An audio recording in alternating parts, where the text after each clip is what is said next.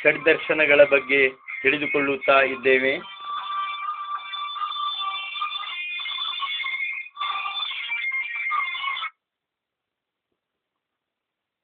ಮೂರನೇ ದರ್ಶನ ನ್ಯಾಯದರ್ಶನ. ಗೌತಮ ಮುನಿಗಳಿಂದ ಪ್ರಣೀತವಾಗಿರುವ ನ್ಯಾಯದರ್ಶನವು ಷಡ್ದರ್ಶನಗಳಲ್ಲಿ ಒಂದಾಗಿರುತ್ತದೆ.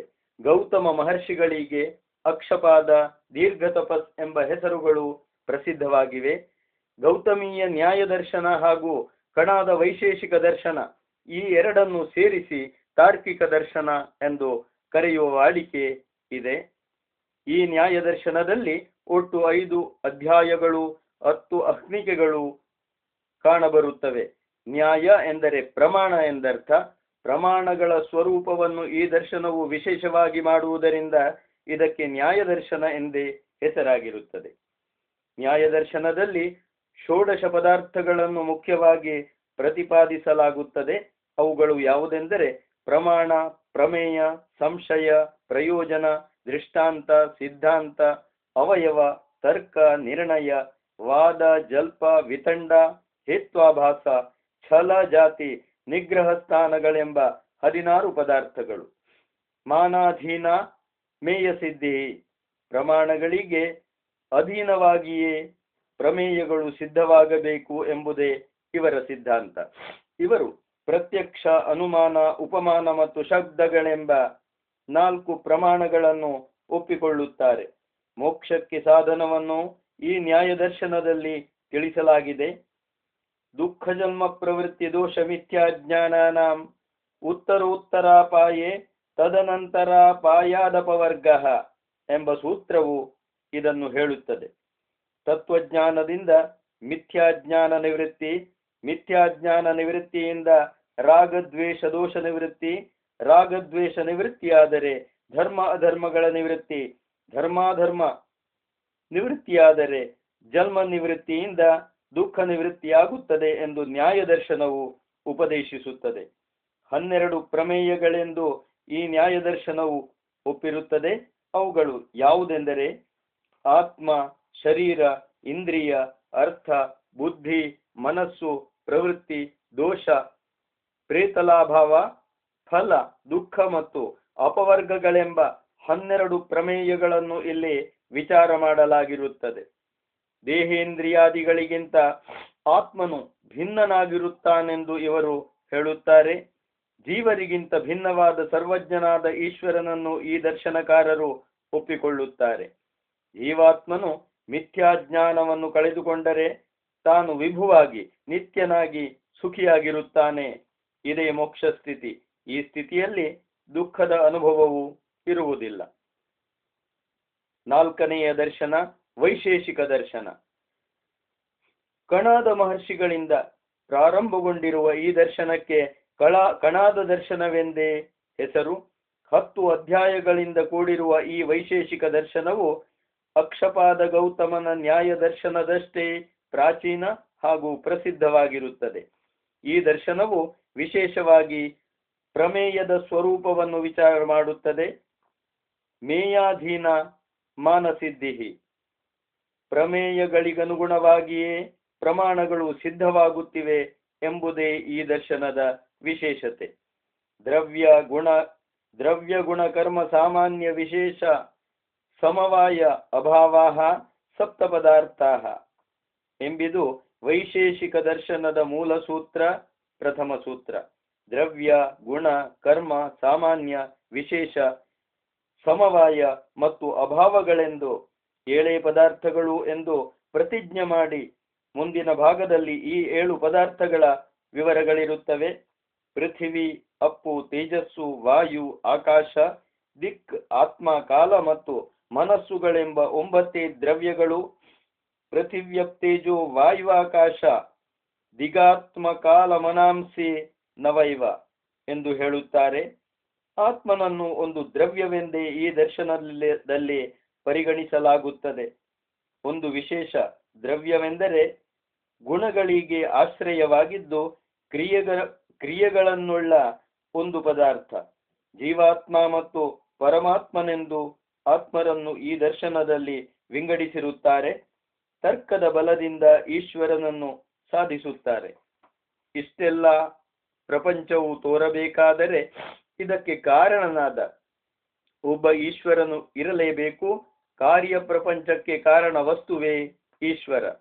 ವೈಶೇಷಿಕರು ಅಸತ್ ಕಾರ್ಯವಾದಿಗಳು. ಕಾರಣದಲ್ಲಿ ಮುಂಚೆ ಇಲ್ಲದ ಕಾರ್ಯವು ಹೊಸದಾಗಿ ಹುಟ್ಟುತ್ತದೆ. ನಾಶವಿಲ್ಲದ, ವಿಕಾರವಾಗದ, ಪ್ರಮಾಣಗೋಚರವಾದ ವಿಶೇಷಗಳೆಂಬ ಪದಾರ್ಥಗಳನ್ನು ಒಪ್ಪುವುದರಿಂದ ಇವರಿಗೆ ವೈಶೇಷಿಕರೆಂದು ಹೆಸರಾಗಿರುತ್ತದೆ.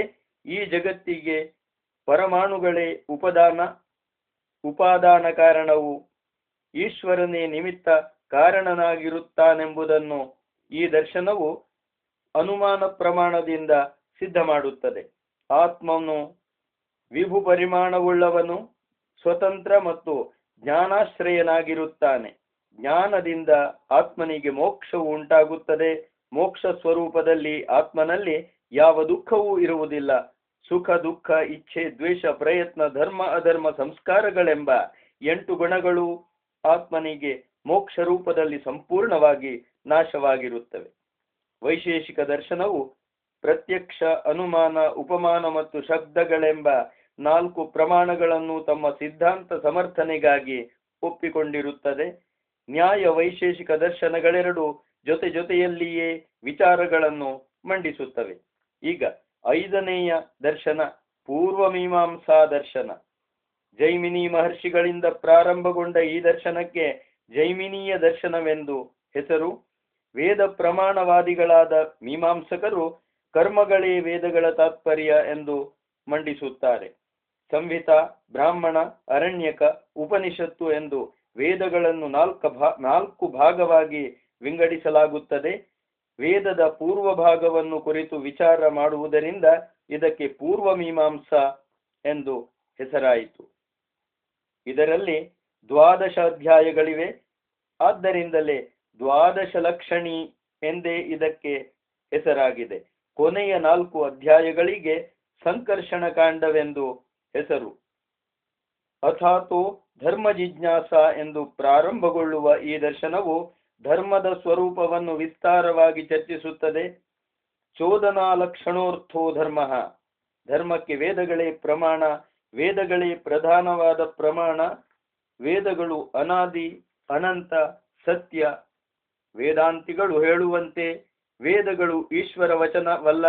ಏಕೆಂದರೆ ಮೀಮಾಂಸಕರ ಅಭಿಪ್ರಾಯದಂತೆ ಈಶ್ವರನೆಂಬುವನೊಬ್ಬನು ಇಲ್ಲವೇ ಇಲ್ಲ. ಕರ್ಮಗಳು ತಾವೇ ಸ್ವತಂತ್ರವಾಗಿ ಫಲಗಳನ್ನು ಕೊಡುತ್ತವೆ. ಈಶ್ವರನು ಫಲದಾತೃವಾಗಬೇಕಾಗಿಲ್ಲ.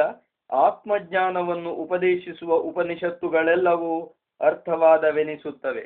ಇದರಲ್ಲಿ ಮೋಕ್ಷಕ್ಕೆ ತಾತ್ಪರ್ಯವಿಲ್ಲ, ಕ್ರಿಯೆಯಲ್ಲಿ ತಾತ್ಪರ್ಯ.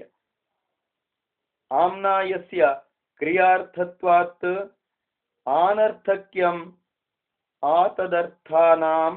ವೇದ ಮಂತ್ರಗಳಿಗೆ ಕ್ರಿಯೆಗಳಲ್ಲಿಯೇ ತಾತ್ಪರ್ಯವಾದ್ದರಿಂದ ಕ್ರಿಯೆಯಲ್ಲಿ ವಿನಿಯೋಗವಾಗದಿರುವ ವೇದಾಂತಗಳೆಲ್ಲವೂ ಅನರ್ಥಕವೇ ಆಗಿರುತ್ತವೆ ಎಂಬುದು ಮೀಮಾಂಸಕರ ನೆಲೆ. ಅಗ್ನಿಹೋತ್ರ ಮುಂತಾದ ಕರ್ಮಗಳನ್ನು ಯಥಾವಿಧಿ ಮಾಡಿದರೆ ಅದರಿಂದ ಮರಣಾನಂತರ ಸ್ವರ್ಗಲೋಕವು ದೊರಕುತ್ತದೆ. ಸ್ವರ್ಗಲೋಕದ ಸುಖವೇ ಮೋಕ್ಷವು. ಕರ್ಮಗಳು ನಾಶವಾದರೂ ಅಪೂರ್ವ ರೂಪದಿಂದ ಇದ್ದು ಕಾಲಾನಂತರದಲ್ಲಿ ಅವಶ್ಯಕವಾಗಿ ಫಲಗಳನ್ನು ಕೊಡುತ್ತವೆ. ಈಶ್ವರನಾಗಲಿ ದೇವತೆಗಳಾಗಲಿ ಬೇಕಾಗಿಲ್ಲ. ಕರ್ಮಗಳು ತಾವಾಗಿಯೇ ತಮ್ಮ ತಮ್ಮ ಫಲಗಳನ್ನು ನಿಯತವಾಗಿ ಕೊಡುತ್ತದೆ. ಆತ್ಮನು ಕರ್ತೃವು ಭೋಕ್ತೃವು ಆಗಿರುತ್ತಾನೆ. ಕರ್ತೃತ್ವ ಭೋಕ್ತೃತ್ವಗಳು ಆತ್ಮನಿಗೆ ಸ್ವಭಾವವಾಗಿರುತ್ತವೆ. ಪ್ರತ್ಯಕ್ಷ, ಅನುಮಾನ, ಶಬ್ದ, ಉಪಮಾನ, ಅರ್ಥಾಪತ್ತಿ ಮತ್ತು ಅಭಾವಗಳೆಂಬ 6 ಪ್ರಮಾಣಗಳನ್ನು ಮೀಮಾಂಸಕರು ಒಪ್ಪುತ್ತಾರೆ. ಇವರಿಗೆ ವೇದಗಳೇ ಮುಖ್ಯ ಪ್ರಮಾಣಗಳು. ಈಗ 6ನೆಯ ದರ್ಶನ ಉತ್ತರ ಮೀಮಾಂಸಾ ದರ್ಶನ.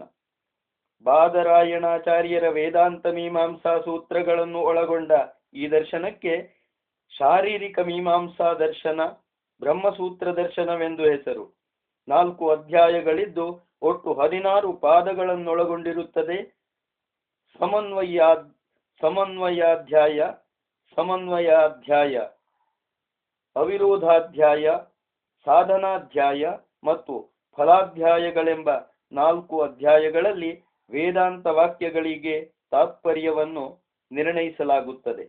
ವೇದದ ಪೂರ್ವ ಭಾಗವಾದ ಧರ್ಮದ ವಿಚಾರವನ್ನು ಪೂರ್ವ ಮೀಮಾಂಸಾ ದರ್ಶನವು ಮಾಡಿದರೆ, ಅದೇ ವೇದದ ಉತ್ತರ ಭಾಗದ ಬ್ರಹ್ಮ ವಿಚಾರಗಳನ್ನು ಉತ್ತರ ಮೀಮಾಂಸಾ ದರ್ಶನವು ಮಾಡುತ್ತದೆ.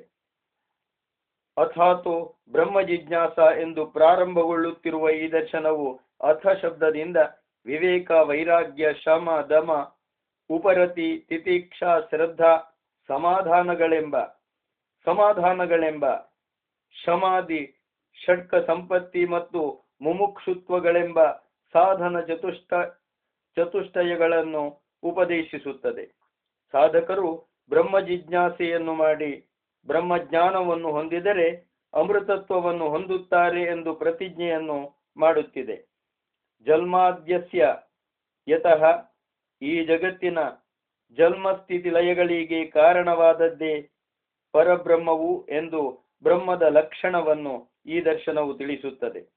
ಈಶ, ಕೇನ, ಕಾಠಕ, ಪ್ರಶ್ನ, ಮುಂಡಕ, ಮಾಂಡುಕ್ಯ, ತೈತ್ತರೀಯ, ಐತ್ತರೇಯ, ಛಾಂದೋಗ್ಯ, ಬೃಹದಾರಣ್ಯಕ, ಶ್ವೇತಾಶ್ವತರ, ಜಾಬಾಲ, ಕೌಶಿತಕಿ ಎಂಬಿ 13 ಉಪನಿಷತ್ತುಗಳನ್ನು ಪ್ರಧಾನವಾಗಿ ತೆಗೆದುಕೊಂಡು ವೇದಾಂತ ಮಂತ್ರಗಳ ತಾತ್ಪರ್ಯವನ್ನು ಈ ದರ್ಶನವು ತಿಳಿಸುತ್ತದೆ. ಪರಬ್ರಹ್ಮದ ಜ್ಞಾನದಿಂದಲೇ ಮುಕ್ತಿಯು ದೊರಕುತ್ತದೆ.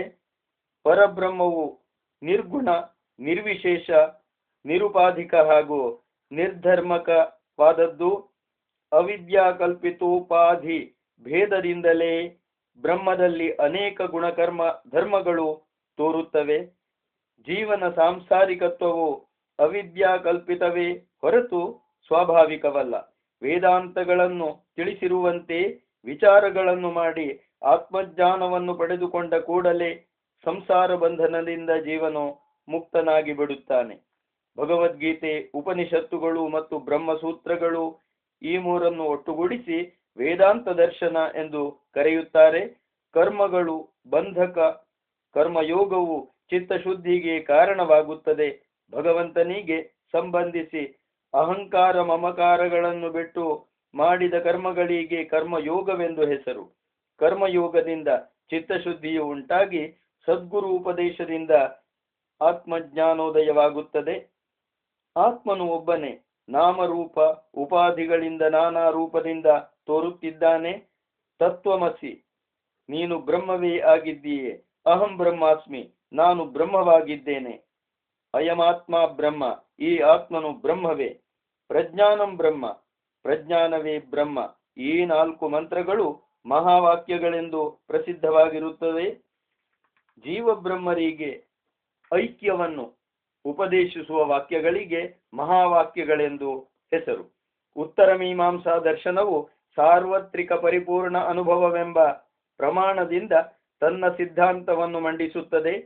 ಜ್ಞಾನದಿಂದ ಈ ಜನ್ಮದಲ್ಲಿಯೇ ಮುಕ್ತಿಯಾಗುತ್ತದೆ. ಮುಕ್ತನಾದರೆ ಅವನಿಗೆ ಪೂರ್ವಜನ್ಮವಿರುವುದಿಲ್ಲ.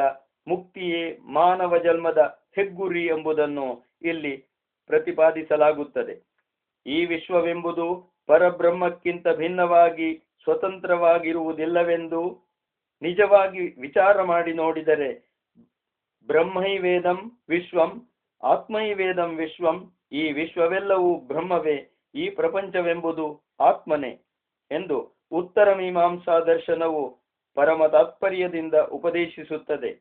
ಈ ದರ್ಶನವು ಅದ್ವೈತ ಸಿದ್ಧಾಂತವನ್ನು ಅಧ್ಯಾರೋಪ ಅಪವಾದ ಪ್ರಕ್ರಿಯೆಯಿಂದ ತಿಳಿಸಿರುತ್ತದೆ. ದರ್ಶನದ ಸಾರದ ಬಗ್ಗೆ ತಿಳಿದುಕೊಳ್ಳಲು ಪ್ರಯತ್ನಿಸೋಣ. ಹೀಗೆ ಭಾರತ ದೇಶದಲ್ಲಿ 6 ಆಸ್ತಿಕ ದರ್ಶನಗಳು ಉದಯಿಸಿ ತಮ್ಮ ತಮ್ಮ ದೃಷ್ಟಿಯಿಂದ ಜೀವರ, ಪರಮೇಶ್ವರನ ಮತ್ತು ಜಗತ್ತಿನ ಸ್ವರೂಪವನ್ನು ನಿರ್ಣಯ ಮಾಡುತ್ತದೆ. ಪ್ರತಿಯೊಂದು ದರ್ಶನವು ಆಯಾ ವರ್ಷಗಳಿಂದ ಪ್ರಾರಂಭಗೊಂಡು ಜಗತ್ಕಾರಣವನ್ನು ನಿರ್ಣಯಿಸಿ ಜಗತ್ತಿಗೆ ಶಾಂತಿಯನ್ನು ಉಂಟು ಮಾಡುತ್ತದೆ. ಶಾಂತಿಯೇ ಸಕಲ ದರ್ಶನಗಳಿಗೂ ಪರಮಫಲ ಎನ್ನುವುದನ್ನು ನಾವು ಮರೆಯಬಾರದು. ಶಮಾರ್ಥಂ ಸರ್ವಶಾಸ್ತ್ರಾಣಿ ವಿಹಿತಾನಿ ಮನೀಷಿಭಿಃ ಸ ಏವ ಸರ್ವಶಾಸ್ತ್ರಜ್ಞಃ ಯಸ್ಯ ಶಾಂತಂ ಮನಃ ಸದಾ. ಸಂಕ್ಷೇಪವಾಗಿ, ಷಡ್ದರ್ಶನಗಳ ಸಂದೇಶ ಸಾರವನ್ನು ಈ ಪುಟ್ಟ ಲೇಖನದಲ್ಲಿ ಭೂಪಟದಲ್ಲಿ ಸಾಗರವನ್ನು ತೋರಿಸುವಂತೆ ತಿಳಿಸಲಾಗುತ್ತದೆ. ಈ ಲೇಖನ ಪುಷ್ಪವನ್ನು ಈಶ್ವರ ಸ್ವರೂಪಿಯಾದ ಸದ್ಗುರುವಿನ ಪವಿತ್ರ ಪಾದಾರವಿಂದಗಳಿಗೆ ಪಾದ ಪದ್ಮಗಳಿಗೆ ಭಕ್ತಿಯಿಂದ ಅರ್ಪಿಸುತ್ತಿದ್ದೇನೆ ಎಂಬುದಾಗಿ ವೇದಾಂತ ಚಕ್ರವರ್ತಿ ವೇದಬ್ರಹ್ಮ ಶ್ರೀ ಕೆ.ಜಿ. ಸುಬ್ರಾಯ ಶರ್ಮರ ಲೇಖನ. ಮುಂದಿನ ಭಾಗದಲ್ಲಿ ಯೋಗದ ಬಗ್ಗೆ ಹಲವಾರು ವಿಷಯಗಳನ್ನು ತಿಳಿದುಕೊಳ್ಳಲು ಪ್ರಯತ್ನಿಸೋಣ. ಓಂ